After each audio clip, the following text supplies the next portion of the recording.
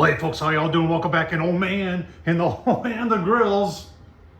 Yes, we are, folks. We're gonna do something that more than a few of you have been asked about, and it comes to when we're using these gravity type cookers. We've got the Chargriller and we've got the Masterbuilt back there, but people are all the time are asking, hey, can you put a full split of wood in one of these? Now, you're not supposed to. If you look at the instructions from the manufacturers, they talk specifically about just little chunks of wood mixed in occasionally in the hopper and then in the ash basket, but they don't say you can put this. And a lot of people say, why can't you just put, Tom, why can't you just do this? Why can't you just do that? Well, I'll tell you what, today we're gonna try it. We're gonna empty the Masterbuilt out.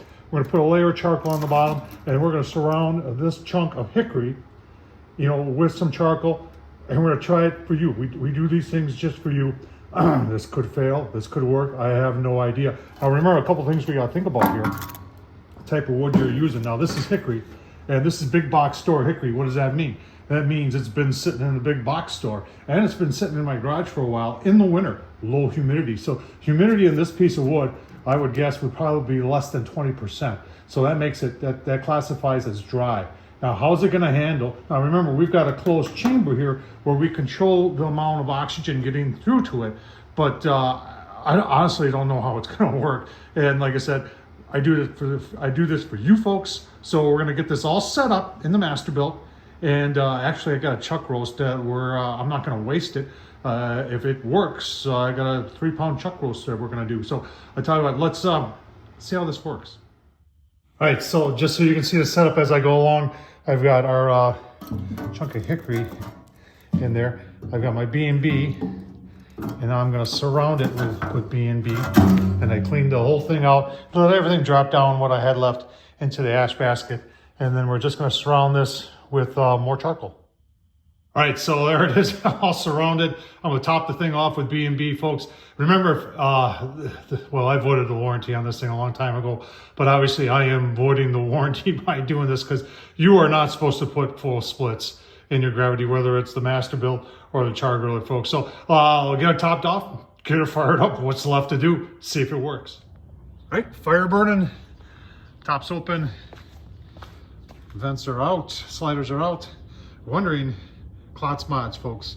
I love that front shelf, and I also got a slider for the back vent. It works pretty cool. It's pretty awesome. And then I got one of his grates in there too that protects the fan too. So good mods from Klotz Mods. Smoke control and give you a look. All right, folks, like I said, set at 225. Let's see, we're 222. Even the lid temp agrees with that. A lot of smoke. It's producing a lot of smoke. There's our chuck roast, if you can see it in between the smoke. And there's steam in there. I got a water pan with warm water on it. So that could be partially steam too, but we're gonna leave things closed down here. Yeah, I got you all. There you go. Now you're coming back to me. So that was mostly steam coming out of there. It's in the 20s today. We had a little light snow overnight. Got some shoveling in like that. It's supposed to be in the mid 40s today. So we'll see how that works out. Keep on going here. Probably go about 3 hours or so at 225. Give you a look. See, my concern is once we start getting into that wood, remember we got that layer of charcoal, and then we got the split sitting on top of it, and I got charcoal kind of stuffed in around it, and we'll see what happens when we get into that. That could be the part where it either fails or just keeps on going. I have a feeling that it's not going to do so well once it gets into that wood. Well, you can see the smoke, folks. This thing has been smoking like crazy. I've been watching here, and we're coming up on 2 hours here. I've been watching on the app, and you can see we're 228, 225 we're set at, and a little less on the gauge there. At this point, we've got to be through that bottom charcoal and into the wood and the charcoal that's surrounding it. We're just going to keep on going here. So far, so good. Let's take a look. The chuck roast getting a lot of color on it from all that smoke, folks. I'll tell you what. Keep on going. Give you a couple look-sees, let you know how this is working out so far. 2 hours in, and it's working. All right, folks, 4.5 hours into it. Let's take a look. Oh, there is some really nice color on that chuck roast there. We're gonna pull off the chuck roast, dump that water out, put a little apple juice, wrap it, and we're gonna keep on going here and turn the temp up to 300. And so far, it's all working just fine. All right, folks, we're 6 hours into it. 325 is what it's set at. 326 is what we're reading. Doing a great job here. This is really impressive. We're gonna take I'm gonna take a temp of our chuck roast. Chuck roast pulls, I want it to pull. So, you know, a lot of people talk about 205, but chuck roast sometimes 210, sometimes as high as 215. So we'll take a temp, and next time you see it, we'll be trying to pull it.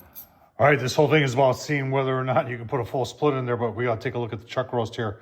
Look at that. I mean, it looks nice. I just wanna get into this here. It's pulling pretty nice. You see the red there. So you know there is a smoke ring like crazy coming off this. Let's take a closer look here, this piece right here. Look at the smoke ring. Oh man, that's all hickory. Is your mouth watering? Because mine is. Should I take a taste test? Oh, yes, I will. Oh, wow. Wow is all I can say.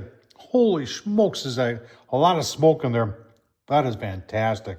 So I'll tell you what, next thing to do is we're gonna give it about another half an hour.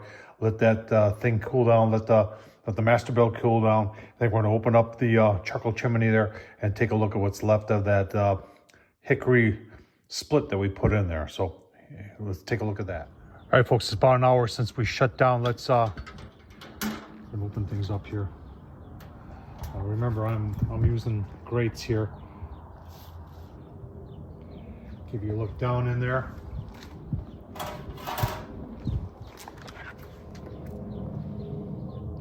Well, we got charcoal. I'm gonna dig around. I'm gonna find that hickory hickory split. See if we can find it. All right, digging around. It's not there. It's gone. So the hickory split burnt, and we got the B&B that was on top of it. You can see the fire's still not out there, and I'm impressed with that as heck. So we put B&B on the bottom, put our hickory split in, surrounded it with B&B, and then put B&B on the top, and it worked. And that's what's left after about 6.5 hours. Folks, this was pretty gosh darn impressive. Did it work? Yes. Am I encouraging you to do it? No, the instructions say don't do it, so I'm encouraging you not to do it. But this was, I really liked it. And hopefully somewhere along the line, these manufacturers come out with a way where you can use splits, but you gotta remember, there's gonna be a whole lot of different guidelines to using it. So Tom Horsman at YouTube, thumbs up, leave a comment. And as always, appreciate you watching. Thank you.